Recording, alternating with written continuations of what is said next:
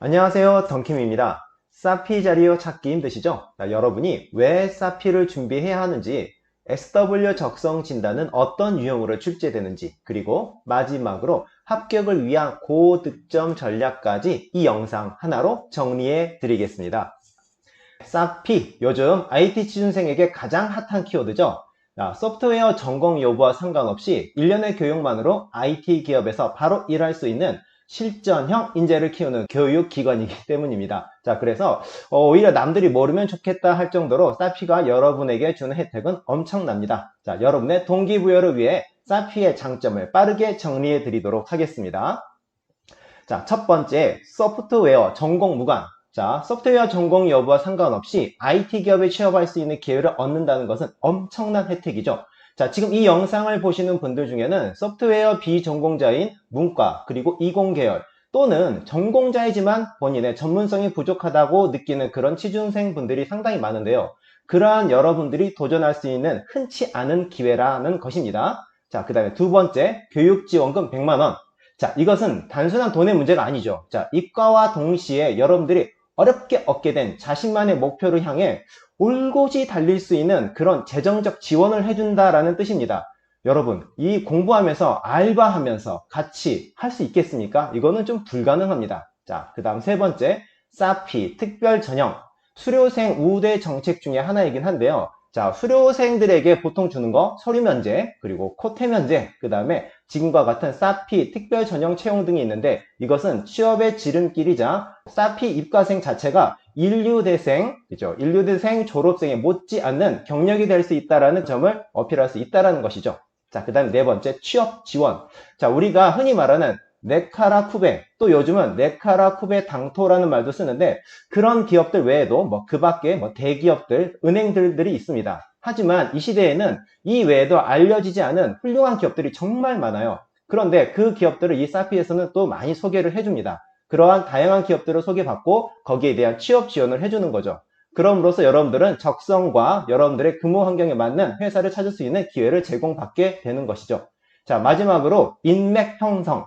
자, 인맥으로 여러분들이 나랑 같은 동종 직무자로서의 어떤 공감대를 나눌 수 있다라는 장점을 본다라는 거는 겉만 보는 것이에요. 자, 개발 업무 자체가 팀워크가 기본입니다. 자, 그래서 팀 단위로 헤쳐 모이는 경우도 다반사예요. 자, 그런 의미에서 여러분들은 사피 네트워크를 통해서 여러분들이 공감대 그 이상의 든든함을 얻으실 수 있다는 게 큰 장점이 되겠죠. 자, 그렇다면은 여러분들이 이제 준비해야 할 소프트웨어 적성 진단 테스트에 대해서 총정리를 빠르게 해드리도록 하겠습니다. 자, 첫 번째, 수리, 추리, 논리. 자, 여러분들 1차 시험을 보면은요, 소프트웨어 적성 진단 테스트와 자소서를 쓰게 되는데 지금 여기에서는 적성 진단 테스트에 관련된 내용만 하는 겁니다. 자, 이 문제 자체가 기본적으로 CBT 기반이에요. 그래서 여러분들이 컴퓨터를 켜고 딱 들어가게 되면 제일 먼저 보게 되는 게 수리, 추리, 논리 문제가 되는 겁니다.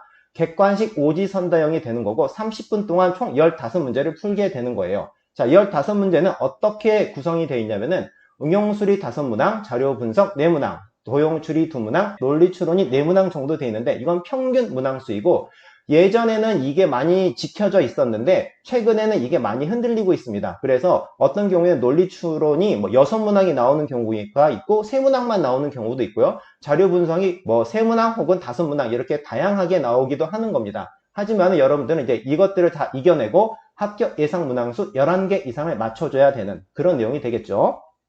자, 그 다음에 여러분들이 이제 가장 어려워하는 CT 문제, 바로 컴퓨테이셔널 띵킹 문제가 되는데 주관식으로 이루어져 있고 가장 이제 큰 문제 5문제인데 그 큰 문제 속에 소문제 5개씩 들어있어서 5 곱하기 5, 25문제라고 볼 수 있겠고요. 시간은 30분, 그래서 한 문제당 약 1분 정도가 걸린다라고 할 수 있겠습니다. 자, 예상 출제 유형들은 동적 계획법, 그리디, 이산수학, 슬라이딩 윈도우 등이 있는데 CT 문제 자체가 전공이든 비전공자이든 간에 풀 수 있는 문제로 구성되어야 되기 때문에 나올 수 있는 문제 유형들은 어느 정도 한정되어 있긴 합니다만은 이 내용 자체가 여러분들이 알고리즘을 기반으로 만들어져 있는 내용이기 때문에 이 정도 내용은 여러분들이 알고 연습을 하고 들어가시는 게 필요합니다. 자, 합격 예상 문항수는 큰 문제가 3개 정도가 풀리면 된다고 합격생 후기들을 통해서 저희가 확인을 했는데요. 그래서 3 곱하기 5, 3, 5, 15, 15문제 이상은 맞춰줘야 되는 그런 내용이 되겠습니다.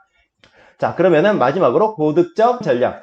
시험 당일 연습장하고 펜은 필수입니다. CBT잖아요 라고 하면서 키보드하고 마우스만으로 여러분 문제를 풀 수는 없습니다. 그렇죠? 그래서 연습장 펜 꼭 준비하셔야 되는 거고요. 자, 제한된 시간은 각각 30분밖에 없습니다. 자, 이 30분 동안 최고의 그리고 후회 없는 점수를 얻어야 합니다. 자, 어떻게 해야 된다? 쉽고 풀 수 있는 문제를 마지막까지 끝까지 쭉 가서 다 풀고 나서 남은 시간에 어려운 문제를 푸는데 사실 남은 시간은 없을 거예요. 중간에 어려운 문제인데 내가 풀 수 있을 것 같아라는 마음으로 잡는 그 순간 여러분들은 끝나는 겁니다. 아시겠나요? 쉽고 풀 수 있는 문제를 끝까지 쭉 풀어나간다 라는 내용. 세 번째, 자, 여기 되게 중요한 건데요. CT 학습법이에요. CT는 기본적으로 알고리즘이 그 핵심입니다. 그래서 귀납적 추론 능력이 좀 필요한데요. 자, 그 과정이 생각보다 좀 정형화된 부분이 상당히 많아요. 그래서 자신만의 방법으로 문제를 푸는 것도 좋지만 가급적이면은 수업 시간에 나온 내용을 중심으로 고민을 하고 그 방법을 여러분들이 체화하는 반복 학습을 하셨으면 좋겠습니다.